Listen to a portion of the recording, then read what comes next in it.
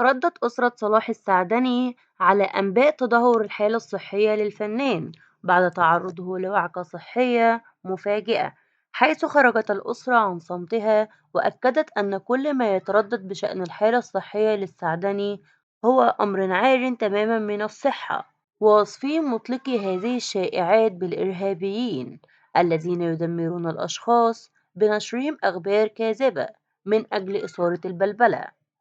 ومع التواصل مع الكاتب أكرم السعدني، نجل الكاتب الراحل محمود السعدني الشقيق الأكبر للنجم صلاح السعدني، حيث نفى الأول كل ما تردد في الساعات الأخيرة عن الحالة الصحية لعمه، مؤكدا أن عمدة الدراما يتمتع بصحة جيدة، وكل ما ينشر عنه ما هي إلا مجرد أكاذيب وشائعات يطلقها بعض المضللين كالإرهابيين، معلقا: كل شوية يطلعوا شائعات على صلاح السعدني وعادل إمام، دول إرهابيين شغالين تحت بير السلم، شغلانتهم يطلعوا شائعات على الناس فقط.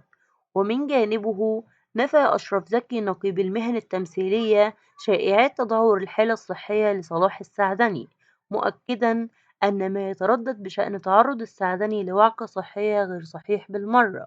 داعيا الله أن يحفظه ويديم عليه نعمة الصحة. وفي سياق آخر، استطاع صلاح السعدني أن يكتب اسمه بحروف من ذهب في المجال الفني من خلال مشاركته في العديد من الأعمال الفنية المتميزة التي جعلته يتربع على عرش النجومية،